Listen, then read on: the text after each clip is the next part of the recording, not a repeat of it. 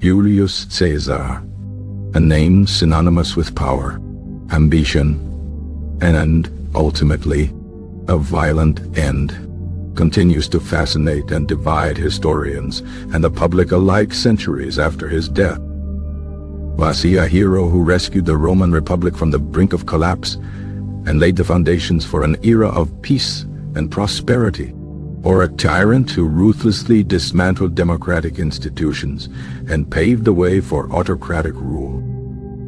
The answer, as with most historical figures of such magnitude, is complex, demanding a nuanced examination of his life, actions, and the tumultuous era in which he lived.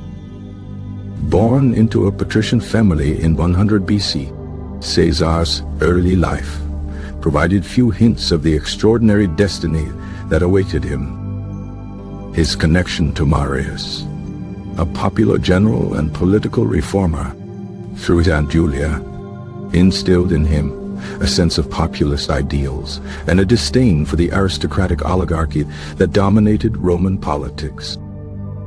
However, the political landscape of Rome was incredibly volatile, marked by social unrest, economic inequality, and fierce factional rivalries between the optimates, the aristocratic faction, and the populares, those who championed the cause of the common people. Sulla's rise to power as dictator in 82 BC and his subsequent proscriptions, lists of enemies to be executed, forced Caesar to flee Rome to avoid persecution. This period of exile proved formative, allowing Caesar to hone his skills as an orator and military commander while serving in the East. His military prowess and charismatic personality quickly gained him recognition, and he began to build a loyal following among his soldiers and the local populations he encountered. Upon his return to Rome, Caesar skillfully navigated the complex political waters, forming the first triumvirate in 60 BC with Crassus, the wealthiest man in Rome, and Pompey, a renowned general. This unofficial alliance, born out of mutual self-interest, allowed them to dominate Roman politics and bypass the traditional institutions of the Senate. Caesar's governorship of Gaul, 5850 BC, proved to be a defining period in his career. Through a series of brilliant military campaigns, he conquered vast swathes of territory, defeating numerous Gallic tribes and expanding the Roman Republic's influence. His commentaries on the Gallic War, a masterful piece of propaganda and historical writing, served to enhance his reputation back in Rome and solidify his position as a formidable military leader. However, Caesar's growing power and popularity aroused the suspicions of the Senate, particularly Pompey, who had become increasingly aligned with the Optimates.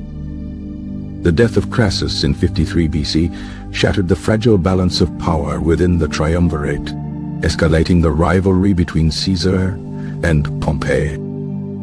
The Senate, fearing Caesar's ambition, demanded that he disband his army and return to Rome as a private citizen. Caesar, recognizing that his political enemies intended to destroy him, famously crossed the Rubicon River in 49 BC, with his legions effectively declaring war on the Roman Republic.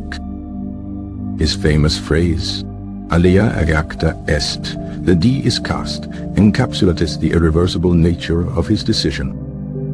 The ensuing civil war pitted Caesar against Pompey and his supporters, representing a clash between populist ideals and the established aristocratic order. Caesar's military genius proved decisive, as he systematically defeated Pompey's forces in a series of battles across Italy, Greece, and North Africa. Pompey fled to Egypt, where he was assassinated, leaving Caesar as the undisputed master of the Roman world. Upon his return to Rome, Caesar was appointed dictator for life, effectively ending the Roman Republic and ushering in an era of autocratic rule. He implemented a series of reforms aimed at addressing social and economic inequalities, including land redistribution, debt relief, and the granting of citizenship to inhabitants of Roman territories.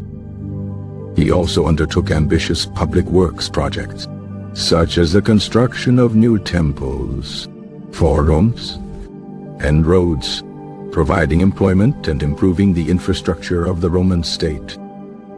However, his concentration of power and disregard for traditional republican institutions alienated many members of the Roman aristocracy, who feared his ambition and perceived him as a tyrant. His assumption of titles such as Dictator Perpetuo, Dictator for Life, and the increasing cult of personality surrounding him further fueled their fears. The Ides of March 15th, in 44 BC, marked a turning point in Roman history. His famous last words, Et tu, Brute, and you, Brutus, encapsulate the betrayal he felt at the hands of someone he trusted. However, Caesar's assassination did not restore the Republic. Instead, it plunged Rome into another period of civil war, ultimately leading to the rise of the Second Triumvirate and the eventual establishment of the Roman Empire under Augustus. So, was Caesar a hero or a tyrant? He undoubtedly possessed exceptional military genius, political skill, and a genuine desire to improve the lives of the Roman people. His reforms addressed pressing social and economic inequalities, and his public works projects enhanced the infrastructure of the Roman state. However, his relentless ambition, disregard for traditional republican institutions, and concentration of power ultimately led to the demise of the Republic. He effectively dismantled the democratic foundations of Roman governance, paving the way for autocratic rule. His actions, while motivated by a desire for stability and progress, ultimately led to the loss of Roman liberty. Therefore, Caesar was likely neither a pure hero nor a complete tyrant, but a complex and multifaceted figure whose actions had both positive and negative consequences. He was a product of his time, a brilliant and ambitious leader who navigated a tumultuous era with ruthless efficiency and political cunning. His legacy continues to fascinate and inspire debate centuries after his death, serving as a cautionary tale about the dangers of unchecked power and the fragility of democratic institutions.